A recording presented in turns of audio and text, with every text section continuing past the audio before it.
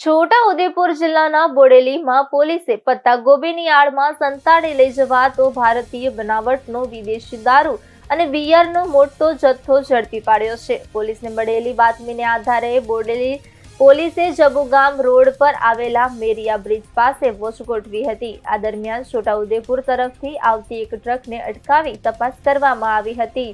ટ્રકમાં ભરેલા પત્તા ગોબી નીચે છુપાવેલ 6,388 બોટલો મળી આવી હતી, જેની કિંમત આશરે 17,13,000 રૂપિયા જેટલી હોવાનું જાણવા મળ્યું છે.